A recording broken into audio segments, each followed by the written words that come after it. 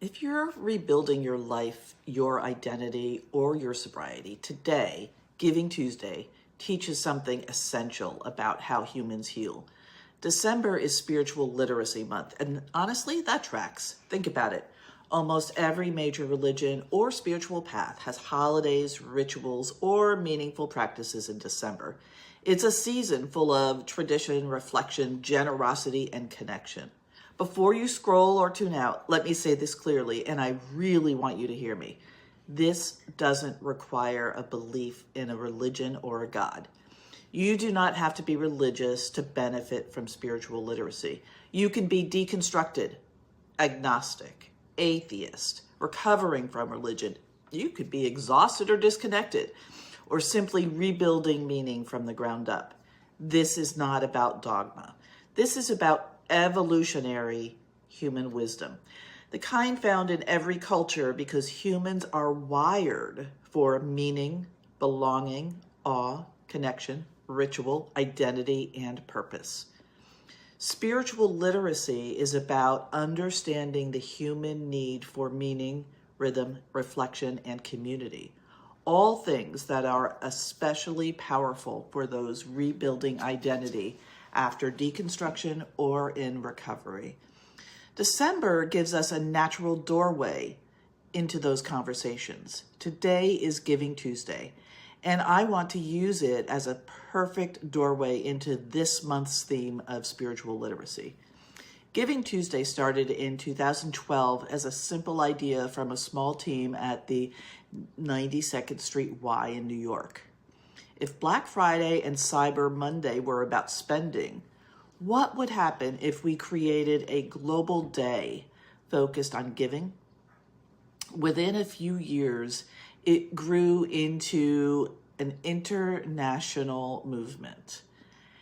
It encourages generosity in all forms, not just donations, but acts of kindness, volunteering, checking on friends, and supporting communities. At its core, Giving Tuesday isn't a charity campaign. It's a reminder that humans are wired for connection, contribution, and meaning, which is exactly why it fits so naturally into a conversation about spiritual literacy. And Giving Tuesday gives us a beautiful entry into that bigger conversation. Let me explain why Giving Tuesday actually teaches us something scientific, not religious. Giving Tuesday is a neuroscience lesson, not a religious one. Here's the part most people don't realize. The act of giving, whether it's money, time, energy, or kindness, creates a measurable neurochemical shift. Giving increases oxytocin, raises serotonin, stabilizes dopamine, and improves vagal tone. It reduces stress hormones. In other words, your brain becomes calmer, clearer, more regulated simply by engaging in generosity. Giving is not just nice, it's neurobeneficial. And for those of us with high pressure, high stress, high functioning nervous systems, giving literally moves the brain from self-protection to connection. And that shift is one of the most stabilizing internal transitions we can make. So if that's true, let's talk about how this connects to spiritual literacy. Spiritual literacy isn't about belief. It's about interpretation. It's about learning. It's about learning to see your life through the lens of meaning, grounding, values, and coherence instead of chaos or urgency. And giving, even something small, activates all of those themes at once. When you give, you're practicing meaning-making, connection, values, alignment, identity reconstruction, and purpose. These are spiritual literacy skills, the skills that contribute directly to long-term recovery, stable sobriety, emotional regulation, and stress management.